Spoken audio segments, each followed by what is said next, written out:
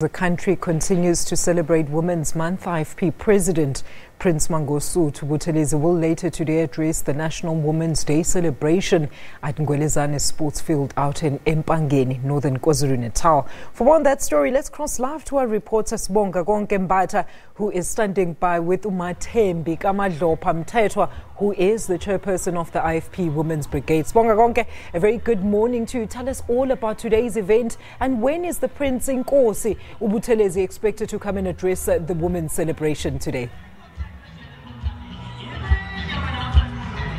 Good morning, Alicia. As you can see, it's a sunny yet very windy morning. I guess it's also an indication on the people that we're celebrating throughout this month. Women have been countless times recognized as a powerful force to be reckoned with, I guess, even though it's a very far-fetched metaphor to relate to, but in that sense might relate. Tracking back from the very beginning of Women's Month, on the first day, we witnessed where women from across the country, where they stood united under one voice, fighting, speaking out against gender-based violence. And I think throughout this month, that's the strongest call that all women across all denominations are going to be emphasizing gender-based violence. They're saying enough is enough. In KwaZulu-Natal alone, there were cases of vicious murders that we witnessed and covered extensively. We will recall the case of Zolile Khumalo, the student who was shot dead by her ex-boyfriend at a student race. But nationally as well, words like River Steenkamp, Karabo Mukwena remain those very distinct cases where women fallen victim to murder at the hands of either their lovers or their ex-lovers. But today, we are here in Ngwelezane, in Empangeni, Nothern KwaZulu-Natal, where the IFP is also celebrating Women's Day and Women's Month, but also putting forward the call for end of gender-based violence from women across all ages. But to give me more detail in terms of today's events, I have with me chairperson of the IFP's Women's Brigade, Thembeni KaMadlopha-Mthethwa. A very good morning, ma. Good morning and good morning to the viewers. We understand that from the very beginning of Women's Month, many events have taken place putting forward the call to end gender-based violence. Today, the IFP has gathered the numbers. We're expecting the program to start in a few minutes. What is the call for women from the IFP? The call for women from the IFP, we want a justice for all women. We want to see a country that is violent-free. We want a country which is crime-free.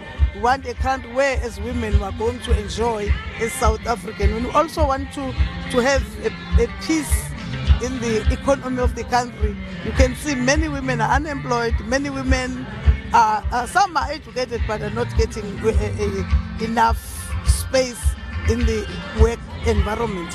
When we are saying today, as the Women's Brigade, we want to see South Africa creating job opportunities for also women, and we want also to take part in the economy of this country. Then today we are going to address the women, and the president is also going to address. But we, as the women of the IFP, are saying enough is enough, especially in the killing of women, especially young women. We are also going to have them speaking for themselves to say enough is enough. We want a change South Africa. In the agenda on your memorandum that was supposed to be handed over to the police station this morning, but because of time had to be unfortunately cancelled, you had mentioned that you are also calling for women to champion the build-up to 2019 elections. Yes, we are saying we want to see women championing the build-up to 2019 election. You know, South Africa is having a percentage of women is 54%. Then when you look at the members that are sent to legislatures, when you see the participation of women campaigning and all those things, they are very few.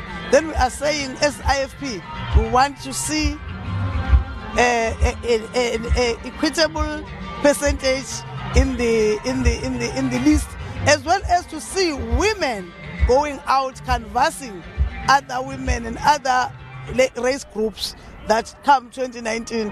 We want a just South Africa, and the just South Africa is going to be brought by voting IFP. As women in government, what are your perceptions in terms of how government deals with women's safety in the country? Because from the very beginning during the hashtag total shutdown, many women were saying that government should know that we're here, we're willing to help them, because we do understand they cannot protect us all alone. We cannot burden them with that call that it's their only responsibility. We're also putting ourselves out there to support them, to support us. When we look at the setup of the South African government from the government perspective, we have a ministry that is responsible for women, but he's out of the country most of the time. I've never seen him. I've never seen him at Chumkanyagud. I've never seen him anywhere near the people. Then how can a person who is always now and again overseas help the people? We want then, as the IFP, we want to see somebody coming, want to see a person with a passion that is going to fight for our women. We are appealing to the women, because we are saying, let's start this thing from grassroots level, from Izinduna, from all the VT. Let's have people that are going to champion women empowerment and women emancipation. And of course, men being part of that support system. Yes, we have our president. You know, in the history of politicians, he's the only politician who has been married for 67 years, as I'm talking. He is a role model, and most of our men are championing what we call women emancipation. You know, when I came here, I was helped by my male colleagues to mobilize, to campaign, to assist. We are saying, let's give IFP a chance, and it is going to show people that IFP respects women. Thank you very much, Ma, for your time. Thank you. There was, of course, chairperson for the IFP's Women's Brigade, Thembeni KaMadlopha-Mthethwa, of course, highlighting that throughout Women's Month, the same call continues to be intensified. Gender-based violence must end. Enough is enough. Women's safety must be priority. But of course, as government, as women in government as well, they are willing to ensure that government works hand in hand with the women of the country as well as children, because their safety as well is also under threat. But throughout as well, championing the lead up to elections, just saying that women in government, women in positions, ensuring their safety will better equip women to be comfortable enough to take up leadership positions, not just in the province, but national government as well. It's back to studio.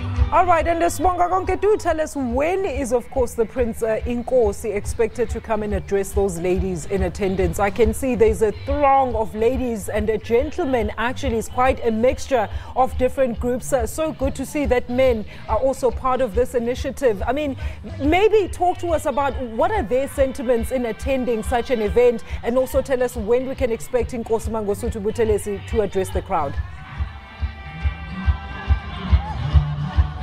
Like Madlopha-Mthethwa was just highlighting just now, Alicia, that men as well, many of them are in support of ensuring women's safety. And as that indication is clear, as you can see, that there are men who have come to be part of this event today to show that not all of them are vicious, not all of them are murderers, not all of them are abusers. Many of them are also in support of women across the country to ensure their safety, to show them that they love them and they want to protect them, and they're willing to work with them to ensure their safety, not just in the province, but in KwaZulu-Natal. And Inkosi Mangosuthu Buthelezi, I think, is also going to be emphasizing that support voice to say that even as men in leadership, we are here to support you. Inkosi Mangosuthu Buthelezi is, of course, expected to give his official main address later on throughout the day. We will be keeping you updated as the event progresses. All right, and before I let you go, Sbongakonke, I mean, coming from KZN myself, you know that, of course, the rural women, they still have very serious challenges when it comes to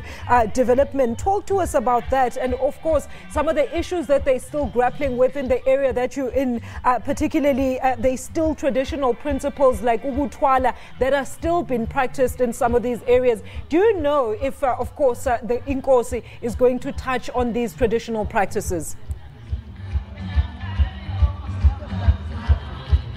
I think that's one of the areas that Inkosi Mangosuthu Buthelezi will strongly emphasize on, as someone who's not just a leader in government but also a traditional leader in his area. He fully understands some of the plights that women are currently facing. Like Madlopha-Mthethwa was saying earlier on, that women emancipation is one of the things that them as a brigade are emphasizing, because in rural areas of the province, there are still women who are facing dire challenges. Some have no access to education, some have no access to employment even. So it's particular factors like those which they feel that the Minister of Women and Children should be focusing on, reaching out to people in very rural parts of the province, rural parts of the country, so that they too feel that they are important and they are taken care of, they are given opportunity, most importantly.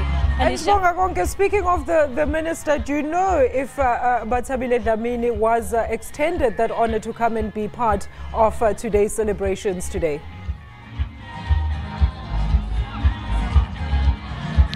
The extension of an official invitation we were not made aware of, but we will inquire, because Madlopha-Mthethwa did highlight that it's relatively important that the Minister of Women and Children nationally does take a visit to areas of Mkhanyakude. She mentioned a number of districts which are in the rural parts of the province, which she feels that the minister should come and take a visit to, so that she can be able to identify the many challenges that women are facing, most importantly during Women's Month. But we will find out later on whether the invitation was extended, and if not, possibly there will be another event where the invitation will be extended, because they do feel strongly that she should pay a visit to the rural parts of the province. All right, Sbongakonke, I'm going to wish you a happy rest of Women's Month and let you get back to those proceedings. We'll definitely touch base with you once Inkosi Mangosuthu Buthelezi is in the area giving that official address.